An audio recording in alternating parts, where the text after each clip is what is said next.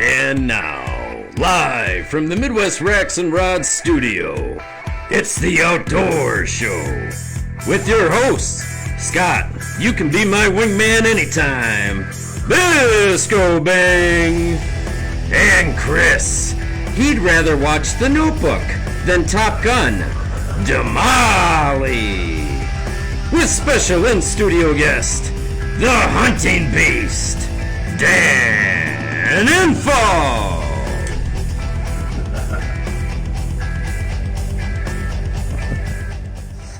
That's a good one. Yeah. What a hoot. You set yourself up for that one last week. So for those of you guys don't get the inside joke there, we were talking at Chris's little 50th birthday party last Saturday or Sunday about movies and that. And I don't know how it came up, but The new Top Gun. And I said the regular Top Gun sucked. It was gay. It was, I got the Need for Speed. I don't know. It was just, one of the dumbest all-time movies there is, and these two love it. So now they're all bent in their skirts. You and your brother. I'm not a Tom Cruise fan, but I mean, I like. Apparently, you love him. No, I do not. I don't align. You got a poster of him on your wall above your bed. No respect for you anymore. Look at how he tries to deflect here. It's deflect. You got the posters of the guy. Whatever. Anyways. Notebook lover. All right. So, season 2, episode 8. Yeah, here we are. And we are joined, very privileged to be joined by the one and only, the big buck serial killer himself, Dan Infalt. How you doing, Dan? Doing good. Thanks for being here. Like, what? Are you two done talking yet? I thought we were here to talk deer hunting, not Tom Cruise. All right. So, without, I guess, say further ado, if you guys don't know who Dan Infalt is, you've been living under a rock forever. Dan is pretty much one of the top deer hunters out there. I really can't think of a guy that's talked about more often. Yeah, I feel like I hear listening to other podcasts and that, whether Dan's on the show or not, Dan, your name comes up from almost every single time, I swear. Right. Whether it be just one of your tactics or the way that you go about doing your hunting. So why don't you tell us a little bit about Dan Infalt? If you were to describe yourself to people who don't know you, who's the hunting beast? Oh, put me on the spot there. I'm an obsessed deer hunter. Lives in a swamp in a shack. I think that might be the perception that some people might have. Probably true. Based on some of the videos. Yeah, I mean, I've been hunting my whole life and kind of my own style and just really not letting mainstream affect me and just thinking about what I believe in and stuff. And I think that's what led me down the path that I've gone down. Sure. Right. Now, you've been hunting all your life, and from what I've understand from listening to other things is you kind of picked up hunting on your own. You weren't mentored by anybody. You didn't have, it wasn't like a dad, an uncle, or a grandfather that took you out or anything like that. My father worked 2 jobs when I was growing up to get us into the country, and my older brothers that hunted went off to Vietnam, and I was kind of on my own, and I just went out and hunted. And figured things out on my own. And there wasn't, when I was growing up, like hunting shows like there is now. Yeah. And magazines had pretty generic articles. And I think all there was like Field and Stream. Field and Stream, sure. Right. And I just went out and figured it out. And, I didn't have mentors to teach me good things, but I didn't have mentors to teach me bad things, like stay away from bedding areas and stuff. Right. And that's what, just... you figure out that when you're going out there hunting and you see deer in daylight coming from what you know is bedding, you just naturally go closer because I didn't have anybody to tell me not to. And that's kind of the direction I started going in. Right. Sure. Is he fading in and out? Drew? Does the sound okay? Am I too far away from that? I don't know. To me, it sounds like he's fading in and out. Yeah, there you go. All right. Sorry about that. No, that's all good. I just want to make sure we got to invest in better mics, I guess. No, it's probably me. I just kind of wander around. No, that's all good. And I'm right here. So, what do you think? What age were you when you Was it bow, gun? What did you first started hunting with, and what did you start shooting? Well, technically, we weren't allowed to hunt till you're 12 when I was growing up, but I probably started around 7 or 8, shooting stuff in the backyard. That might sound bad, but those days people just did that stuff. Right. Yeah, for sure. My first bow was a little red bear bow. The first animal I ever shot was a muskrat. And Now, did you eat it? I thought that muskrat was a sewer rat. Yeah. They got that black tail. Yeah. And it kept poking its head out of the snow at me, and I shot it between the eyes with the arrow. And I took that thing on the arrow, and I ran all the way home. And I think I was about 8 or so. And my older brother come out and said it was a muskrat, and I was like, "That's a sewer rat." And he's like, "That's a muskrat," and we got into a fist fight. Or what kind of rat it is? But anyway, so, and then little by little, I mean, when did you start getting to the deer aspect?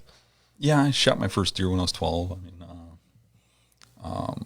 with a gun, it was a button buck, and that to this day, that's probably the most exciting hunt I've ever been on. I really hate seeing the young people nowadays getting to where they start out trophy hunting. Right. Yeah. They don't get to grow as hunters, and they don't get to experience that going out and chasing them and growing up. That style. They got somebody sitting them in a tree stand, and it's not the same. It's instant success. Yeah, and I think that's part of the problem with them not sticking with it. Yep. And not enjoying it, because it's really just a killing person. You're sitting in a tree stand to kill a deer instead of actually hunting them and trying to figure out ways to get them. You know what I mean? I mean, now we make these special seasons for hunters, and I know they're very popular with everybody, so I'm probably the minority here, but I think there was something special about you had to earn your way into deer camp with your uncles and stuff. Right. Like you became one of the men when you got to go to deer camp. Now it's like, no, we got this special little season for you. Yeah. No, I agree. Well, and I think also you learn as much from your mistakes and, as you do with the successes, but that's how you learn not to go into the bedding areas and what to look for, because you bust yourself so many times. The deer bust you so many times. Even as a kid, the first deer I shot, I was all by myself, all alone. And I dragged that deer all the way home, and first deer I shot with a bow, all by myself. Wow. Nobody was with me. And there's something special about that. I mean, for that kid, it's achieving a goal, Right. It's not just going out with your dad shooting a deer. Yeah. So it's kind of, I don't have those sharing memories other people had with their dads or whatever. Right. I mean, But I think I really appreciate the way I grew up and the way I went through it. Yeah. Well, and I think there's a real testament there is the fact that you started as a kid and then you stuck with it all along. Mm-hmm. You never gave up on it. It was like it just was ingrained in you from probably that first experience, maybe from that muskrat. I would guess maybe, huh? All my friends that grew up with me all ended up on drugs or in jails and all kinds of stuff. And the hunting's what steered me in the right direction. Sure. Yeah. Yeah, and obviously nowadays we're kind of living in a different world now of electronics and social media and things like that. That if you're not getting your kids out there early, really early. I'm seeing it with my 3-year-old already. Like how he's got his own tablet and stuff, and it's like, all right, I put my foot down in the house. I'm like, that's enough of the tablet today. We're going outside. We're gonna go for a hike. We're gonna go look for sheds and things like that, because I don't want my kid going down that road. I get this. I see why it happens, because it's out of convenience now. It was a different world growing up as a kid in the 80s, and okay, Chris. But then it is now, and I think it's really important to, make sure that you get these kids outdoors, because it is life-changing for sure. I think a lot of us could say that we could have gone down a different path if we didn't have the outdoors in our life. Well, and like we were talking before, you work 3 different jobs basically. I work 60, 70 hours a week. That's where I relax. That's my solitude. It really is. you come home and there's some stress relief, but getting out there, it's the fresh air. You're waking up in the morning, with the world. To me, there's nothing like it. Same thing, with fishing too. That's why I'm always, hey, I'm picking you up at 5. We're going, I know he wants to sleep in, but it's just, I want to wake up with the world. I'm up at 2:30 or 3 every morning, ready to go. So just the way I've been brought up, and I don't know. You hunt more, you had said, maybe in the afternoons. I love the mornings, To each his own. Right? Absolutely. All right. Where do we want to go from here? I don't know. I've got a ton of questions. I don't know. I don't want to jump the gun on that. And we're going to save that one just for a little bit later. But from starting out at a young age, and obviously all the way through high school and stuff like that. Take your high school years, for example, maybe into your early 20s. Was there a particular hunt that was super memorable in that time period? Or obviously your first one, that button buck, was a big deal. Mm-hmm. You said you got that when you were 12, but what was the progression like, I guess, is maybe a better question. There was a time frame when I got really good at killing deer, where I would kill deer pretty easily and get a nice buck every year. But there wasn't very many big bucks around. In that time frame, most of the big bucks were up north. And I was hunting, around southeastern Wisconsin. Right. And a small 8-pointer was a good buck. If you got a 2-year-old, you got a really good buck. And people slap you on the back and say, hey, good buck, 6 months later. For getting a little 8-pointer. And during that time frame, there really wasn't very many big bucks. But a buck showed up in my area that had 10 points, but it was a little rack, but it was still bigger than all the other ones. And I wanted that buck, and I didn't get it. And not many deer lived past 2, So the next year, he grew a rack that was big enough for Pope and Young. Okay. And that was kind of unheard of in the area, kind of at that time frame. Well, not unheard of, but very few people were wasn't as big common. bucks. Yeah. It was more of a random occurrence, somebody getting a big one. Mm-hmm. And I really wanted to get that buck. Started working for it, trying, and thought it would be no problem, and didn't. What I didn't realize at that young age is that age difference of 2 to 3, hunting 2-year-olds to hunting 3-year-olds was huge. The difference was huge. That was a smart deer. And I didn't get him, but I got his shed antlers from both those years. And the next year he grew just a giant rack, to me at that age. Right. And I really put it in my mind I was going to kill that thing. And I worked at it and worked at it and worked at it. And I ended up hitting him in the rear end one day with a bad shot, an errant shot. And I had him close to me a couple times. And he made it. He got through the season. And I decided at the end of that year that I was going to kill that deer no matter what the next year. And I went out in the winter and started scouting. And I got this thing up in my head that, I had to figure out where this thing was living, where he was bedding. And I went and I scouted every inch of the area. And I found all the bedding areas, and I made setups for all of them. And that's when I really first started bed hunting. Okay. And I figured out all those bedding areas and stuff. And I started seeing him more on a regular basis, but was having, failures in my setups and stuff like that. Because I was still green at it. Sure. And he was busting me. And then when gun season came along, I decided, well, I know all the bedding areas. And I'm just going to go, I'm going to take my shotgun, and I'm going to sneak in a crosswind into each one of these bedding areas one step at a time until I kill this thing. He's got to be in one of them, And I did this all week until Thanksgiving Day and without seeing him.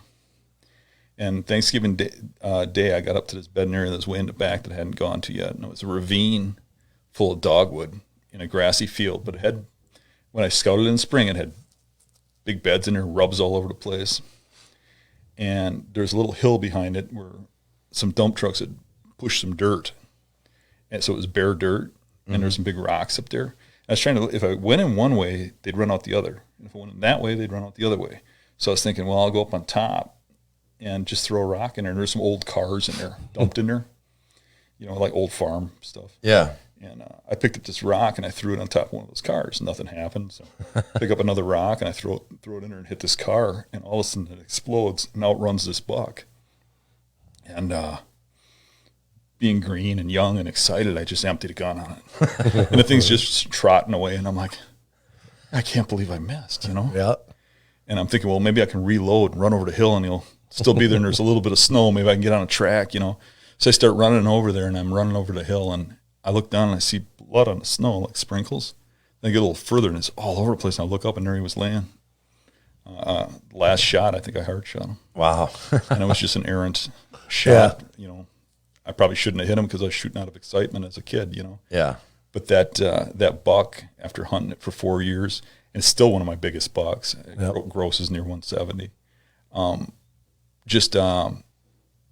You know, you did it. You know what I mean? You went after the thing, you accomplished it. Even though it wasn't perfect, it set me on that path where, like, hey, I can do this. I can accomplish this, and I can repeat this.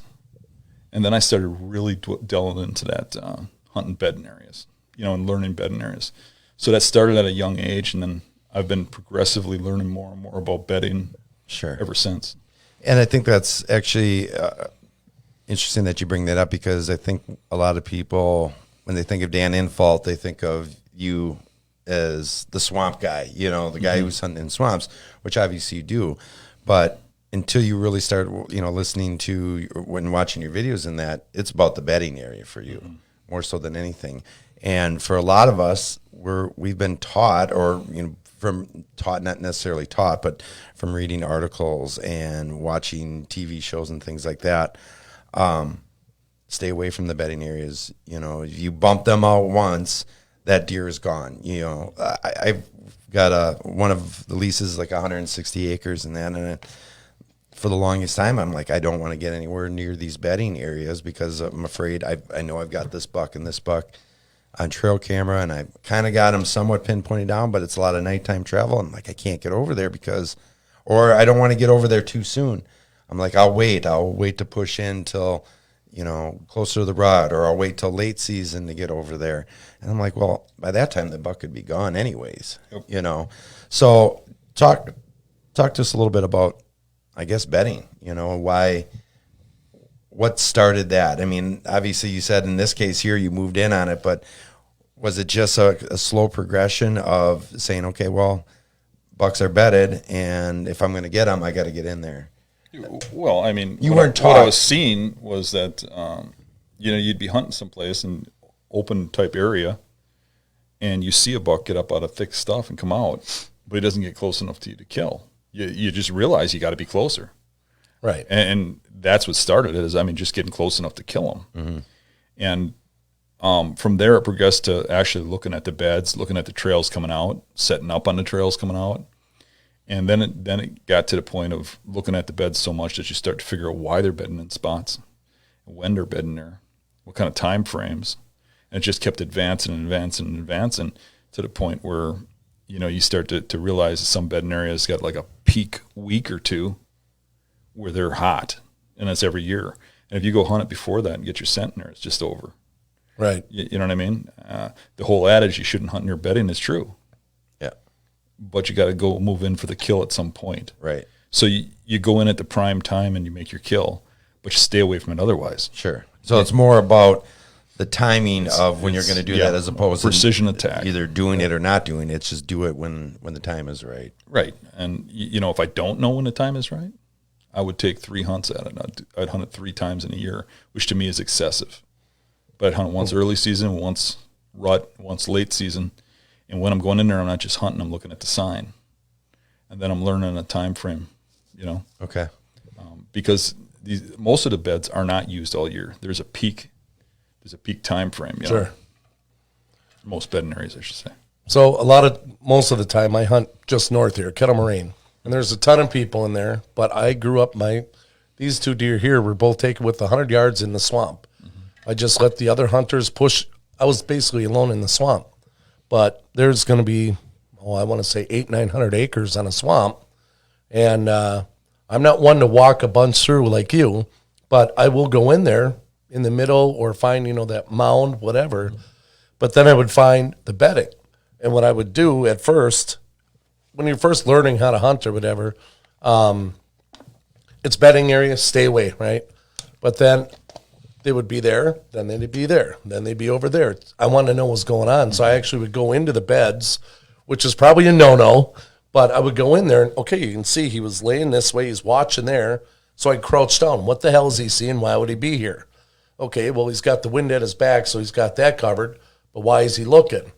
Well, let me see. My tree stand would have been right there, you know? Yep. And so I started doing that, and then I really understood, not that I always hit deer in there, but then I started understanding, you know, the spots that they were in, the trees you couldn't hunt out of, and why. And then I started becoming more of a crosswind hunter kind of thing. Mm-hmm. You know, get the trees between me and the bedding area, if I knew where those beds were, you know? Right. But understanding why they're using a certain place, like on the backside of a big old hill, you know, they got the wind coming around and swirling. They got that. They're watching the, you know, the quick escape and everything else. It started making sense, but after many years, you know, Right. I didn't have a dad or an uncle that hunted. You had to figure it out. Like Scott said, well, back in the day, you went to a library or you read in all the magazines or the VHS tapes. The few that were out there, Yeah. right? Yeah. When I finally started doing like the first DVD I did, which was marsh bucks, and I started talking about how deer bed, a lot of people said I was crazy, and now you see all these people just regurgitating it like they they invented it. like it's their thing. You know? But you're absolutely right. I mean, if you look at where they bed on a hill, and for me, I don't just see a deer. I see an opportunity. I want to know why. Why was he there? I don't think big bucks do anything by accident. Right. So when you look at the beds, I'm like, why was he here? The same thing you were doing. So you look at that ridge you're talking about, where it was at, and if you look, when you're standing in that bed, when you're standing upright, the wind's hitting you in the face going over that hill. Yep. You take 2 steps down, and it's coming from below because it's a thermal rise. Yep. Yeah. He's sitting right in the position where those 2 winds hit. And every time you find a bed on a hillside, that's where it's at. Yep. Exactly. I can look at a hill and tell you the beds are going to be right off that point right there because I've looked at them so many times. I know where they're going to bed on those hills based on the shape of them. And, you know, like one of the common ones with farms is a guy won't hunt a farm field. Like he'll have his cameras out there. He won't hunt it until the wind's in his face so that deer won't smell him. Right. But when the wind's blowing out of that wood lot, the most common place for them to bed is right on the edge of the woods watching the field. Mm-hmm. They're smelling the woods behind them if somebody comes in that woods from any direction, and they're watching the field. Right.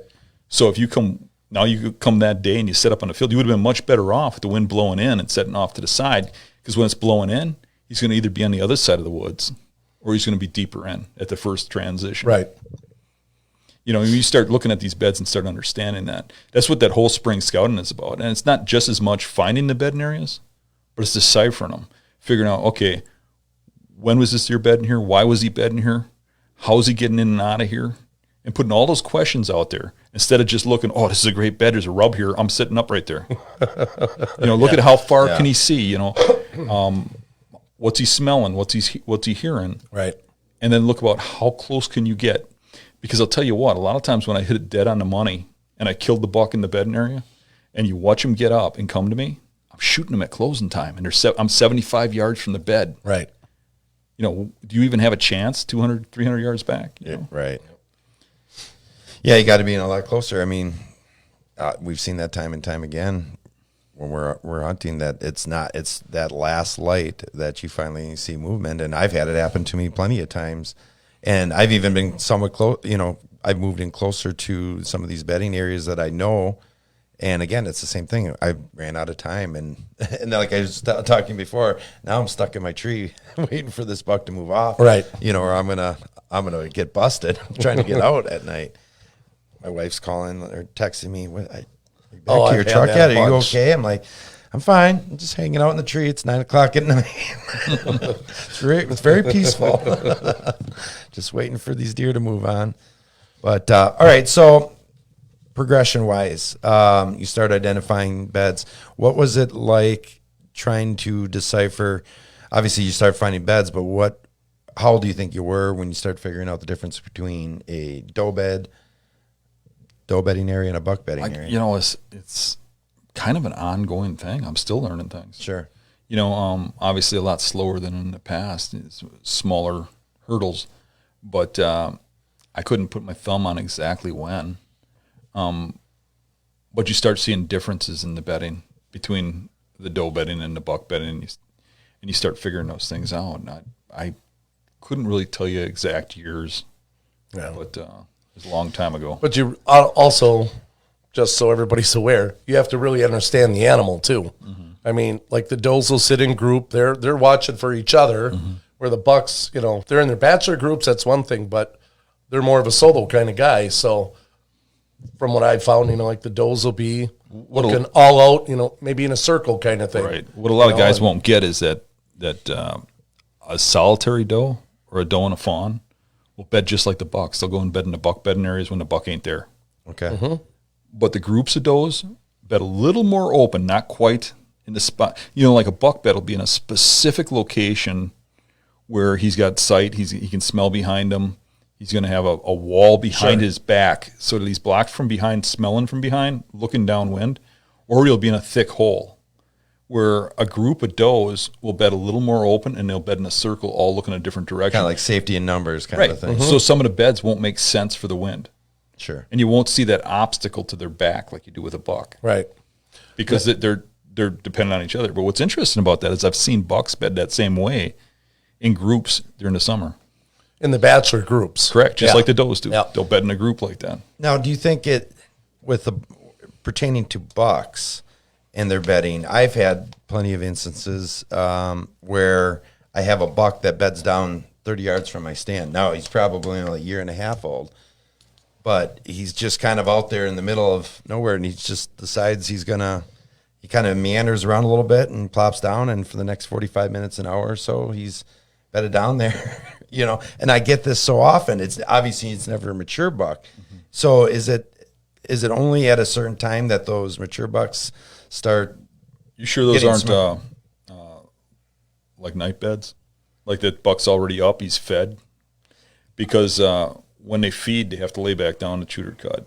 Yeah, and that's a lot of times what it is, because say it's a 30, 40 yards away, and I take my camera and zoom in, and he's laying there just chewing his cud. I mean, kind of looking around, seems pretty relaxed. But you're saying while you're in your stand? While I'm in my stand watching him, yeah. That's one of the more recent things that really came to light with me with bedding was those night beds. I always thought night beds were more random, like just out in fields and stuff. Right. And they are sometimes, right? Like you've seen, right? Just random. But I've found some really good bedding areas that never pan out. And you're just like, when do they bed here? There's rubs, there's, what's going on? Mm-hmm. You put a camera in there and find out that they're bedding there at night after they feed. Sure. And I never thought that they'd be worn into the ground and still have backdrops and stuff. Right. But occasionally they do. Yeah, I think it was 3 years ago, and I think it was mid-October, and I had this. He was a little 6-point, like you said, probably a year and a half old buck, and I heard him come up from my side and just kind of sitting there watching him, and all of a sudden he just plops down and just hangs out. And then it was the next year, different stand location, similar situation. I would say in the last 3 seasons now, I've had no less than 7 deer, all bucks except for 2 little does. That was last year during gun season, literally 15 yards outside of a ground blind. I was sitting there. They came up, they kind of sniffing around the ground blind, and they plopped down right there. I was like, all in that young age class? Yeah. It's I've never. Here's the thing, if you don't mind me being a little straightforward, you're hunting squirrels. Right. They're not deer. Yeah. If you're hunting mature bucks, it's a whole different animal. Oh, absolutely. I wouldn't judge what those little deer do and call that deer because it's not really your target. Right, exactly. If you're hunting mature bucks, I mean, it's like, think about a fawn, buck fawn. Mama leaves it and it's wandering around. It's the most easiest to kill animal in the woods. Right. They'll wander around all day long looking for mama, and a lot of them get killed because of that. And they're solo. People think they're does or whatever, right? Right. If it makes it to a year and a half, it becomes a smarter animal. Sure. Not much. I mean, a year and a half old buck is still pretty stupid. Mm-hmm. I mean, it went through its first season as a baby, basically. Right. And they make a lot of mistakes, and that's usually the year they die, right? But if they make it through that season and they lived a year of hunting season, they usually come out of it pretty smart. And with the age of 2, which is probably like 15 years for a human, right? Yep. Right. So they're a lot smarter as a 2-year-old. Sure. You look at a lot of guys, they get to a point where they can start killing those 2-year-olds pretty regularly and get those like 120 class deer, 125 inches. And then they think they're doing pretty good because they're shooting bucks better than all their friends and stuff. But they never graduate to that 3. And then when they get to 3, they're getting, every now and then they'll get a 3 and they're getting a 2.5s, but they're not getting the mature bucks. I hunt every hunt for mature buck. Yeah. Now that doesn't mean I wouldn't shoot a 125 inch buck if it came in. Right. But I specifically seek out mature bucks Sure. because it's a different animal. You got to hunt for that animal to kill that animal. You have to and hunt. if you're not hunting for that animal, if you're hunting for 2-year-olds, that's what you're going to kill. Right. But if you're hunting for mature bucks, you could still kill a 2-year-old, but you're in the game. Right. You know what I No, mean? absolutely. And if you're not actively trying to shoot that older class deer, that mature buck, it could happen just by chance, by dumb luck. But I'll get guys a lot of times will go, Dan, where do you go when you want to shoot does? I don't go shoot does. If one comes in and I want to shoot it, I shoot it. But I'm always in big buck mode. Sure. That's just the way I am. I get my big buck and my tags are filled. I can't go out doe hunting. It's not in me. Right. I'm in big buck mode all the time. Right. It's not to say I don't like shooting does. It's just it's not my thing. That's not the way I hunt. Right. That's why I never go on any of those they used to call them the T-zone, the antlerless only. I'm like, there's not a chance I can do that. I'm like, because I'm not going to change up the way I hunt in that. And the last thing I want to do is have that encounter with that buck that I was after and be in a situation where I'm screwing it up for when I could be out there in a few days, late season bow hunting. Every year when they have that T-zone by me, I find dead 1.5-year-old bucks all over the swamp. Yeah. A lot of them getting killed. Sure. So I'll go shoot doe, but I won't do it in the same place I hunt bucks. I'm a whole different set of woods. But, if the bucks I'm after, we get them on trail cam and stuff, I'm not going to, use that for the doe season, being that it's public here's land. my thing. I got, on a good year, I get 90 hunts. So, do I want to make that 80? By spending 10 of them shooting does or hunting does? Oh, right. Yeah. I want 90 chances to get that buck. For me, it's all about odds and taking those odds and making them better and better and better and better and better to get enough success where your success just about annually, right? So if I waste 2-3 hunts doe hunting, that's 2 or 3 hunts I couldn't be buck hunting. Yeah, that's a good point. So that's why I'm not specifically going out doe hunting, just like I don't pheasant hunt. Pheasant hunting's during deer season. So, because deer hunting, I'm deer hunting. No, I get that. Yeah. Yeah. That's actually kind of brings up a point.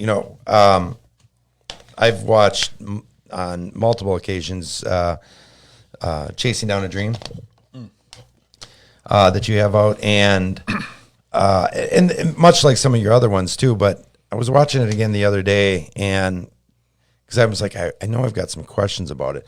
And one of the questions I had was, you show in the video there kind of the layout of that property. Yep. And if memory serves me correctly, you started kind of in the lower right-hand corner based off of a big buck sighting from the previous from, I think it was Mario. Mario right? saw it, yeah. He had the season before you on that piece, and a guy in the neighboring piece had also seen it. Yep. Excuse me. And throughout the video, and you're bringing up the map, I hunted this spot here. You got all these spots, and then I was over here, and then I was over here. First off, how big of a piece is that there? And for people who don't know, I haven't seen it, what is that piece that you're hunting there? It's a conservancy property. Conservancy, okay. And you have to you have to apply and get drawn for it? So on that particular property, you work, and for every 4 hours you work, they put your name in a hat once. Oh, that's sort of cool. So, and you can buy hours, but you can only buy the amount that you've worked. Okay. So you can double your hours. Sure. So, I would work a bunch of hours and then buy a bunch of hours. And then they'd have a drawing, and everybody'd go to the drawing, and they'd have all the zones up and then the time frames.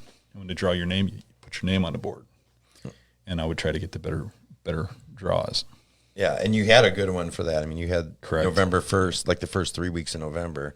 Now, how big of a piece is that zone? Well, that you're hunting there? The zone I'm hunting at is actually not very wide, but it was long. Yeah, that's what it looked like. From my truck to the back was 2 miles. Okay, so it's a pretty big piece. Yeah. And when I'm watching this video as well as others, and like I said, I know there's a method to this madness, which is another one of your videos. You're all kind of all over the place, and it's obviously you're moving there because of wind in that. Mm-hmm. And I see you're like, okay, here I'm on this trail right now. This is a heavy trail, and you're walking right down these trails. Are you like, okay, once I'm down this trail, it doesn't matter what was behind me anymore? Like, how are you feeling, still maintaining that confidence, knowing that you're leaving so much scent behind? I guess. To me, I believe people go through the woods. I mean, coyotes going through the woods. Okay. Where they have the biggest problem with people is in and around their bedding areas and around the areas that they move in daylight. Sure. So if I feel them in an area they move in daylight, I'm careful.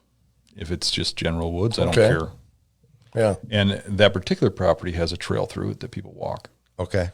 So I do most of my navigating, making sure I stay on that trail. And then I cut off specifically to go to certain areas. And when you see those spots all over that map, those are the areas that I think are within the range of the bedding area where I can kill a deer. So then I went in and took a hunt. Or I can see from that spot into bedding areas where I could make a move if I see the buck. So what I'll do is I'll just hunt that deer down. There's only, to me, you look at that property, there's only so many places that buck could be bedded. Sure. And I've got so much time. Right. So do I have enough time to hunt them down? Well, maybe. But I'll go down and I'll hunt all those spots. Now, there's always the chance you miss them. Right. But in a lot of cases, it works. You just go and hunt every single bedding area until I kill them. I know. I don't know. We got the signal here. We got about 5 minutes here for this first segment. For you guys that don't know, we're going to break this into. Boy, that went quick. I know it did. We might end up with a third here, depending upon Dan's how much time he has here. But we're going to break here in about 5 minutes, and we'll probably pick this up because I want to delve a little bit more into what we're talking about right now. But real quick, watching those videos of yours, I'm always like, man, I'm like, again, different way I was taught, I guess, or the things I learned, or probably learning things the wrong way. Like you kind of said earlier, you never learned bad habits, or the habits, some of the bad habits maybe you corrected on your own. It wasn't because somebody on TV told you this or that, or you read this in a magazine. So, like, again, when I'm watching these videos and you're going through, I'm like, it's unbelievable. I'm getting anxious watching, like, oh, look at all the scent he's got to be leaving behind. I know he's really smart about wind and thermals and all these things, but I'm like, even on my own property, I'm like, I sometimes think I hunt too conservatively because I'm afraid of leaving too much scent behind. My approach to a stand, if I take the wrong approach, or let's say I came in like this, and then I'm like, oh, shoot, the stand I think or the tree I want to use is right here. And now I just kind of walked right where I'm expecting deer to walk through. And sure enough, later on, 2 hours later, a deer comes and boom, stops dead in its tracks over the path I just walked. Right. I mean, obviously that scent's going to dissipate over some time. And, there's times where I only hunt a certain spot if I know it's going to rain that night, because I'm like, well, that'll wash a lot of that scent away. Well, see, that's where I'm different. And you had said how you get trapped in a tree or something. If it's not a target buck, I'm not trapped. I just get down and chase them away. Sure. Because I hunted there. A deer didn't come out. I'm done there. There's probably about, like I say, I might hunt 80 or 90 times in a season. There's probably 4 or 5 that I hunt more than once. Wow. So I'll probably hunt 80 different trees. See, and I get stuck in that mentality of, well, today wasn't the right day in this stand, I know I don't want to. So here, let me ask you something. How many bucks do you have mounted? Mounted, actually only one shoulder mount. Right here, just two. Okay. So tell me this: of those 3 deer, which ones it was the first time you ever sat there? Both. I think of all, I mean, even of all the. How about your shoulder mount? Yeah, it was first time. Okay, so all 3 were the first time you ever sat there, right? Yeah. And that's just about everybody. Yeah. But yet they sit those stands over and over and over again, and those deer know you sat there after you sat it once. Sure. And They can smell where you've been for 10 days. Yeah. I Maybe think even I get longer caught than in that. last year's memory, Right. I do. I'll be the first one to admit it. I think a lot of guys do. It's all about timing, hitting the right tree, the right day. And if it don't work, you picked the wrong day, buddy. Go find another tree that's the right day. Sure. Right. And for me, a lot of it's about when you're hunting those trees and you're moving, there's less and less places that those deer can be, and they have to start moving into those other areas. And you're kind of playing a game where you're stacking them into the bedding areas where you want them, Yeah. and your last hunts are even better than your first ones because you're pushing them into an area. Because he goes into his bedding area, he hits human scent, he ain't gonna like that. Right. Right. He's got another spot to bed, he's gonna bed it. So do you sometimes scent up certain areas just to hunt? Absolutely. I can think of one island that I hunt that's in a bowl of cattails, and I'll walk the perimeter through all the bedding that's on the edge of the cattails 2 days in a row, and then hunt it the third day. And what spot are you hunting on that third day? The island in the middle. In the middle. Yeah, So you're doing. where it's got the push them. primary bedding area is the best bedding in the area. Yeah. However, a lot of times the bucks will be bedded on the edges. So you're eliminating that. Right. And I started doing that because I learned that if I look back at my journals, that a few days after pheasant season opens, not the day pheasant opens, but a few days later after people go through cattails and stuff like that, those islands would just be phenomenal. Sure. So I just started mimicking what the pheasant hunters were doing. And then the hunting got way better 3 days later. Yeah. Not the next day or whatever. Let them come back into those beds a few times and smell that you've been there. Yeah. And then they're going to go to where it's secure. How are Makes we doing sense. on time here, Drew? Where's 5? Well, I think actually, because we There's- got a lot more to talk I about know. just on this topic here alone. So we'll pick up with this here, where we're gonna cut this live feed here, guys, and we'll be back in about 15 minutes. Stay tuned. We're going to start a new episode. Yeah, So it'll we're be- going to log off of Facebook here. Yep. And then we'll start a new episode. We'll explain it all later. Stick with us, guys.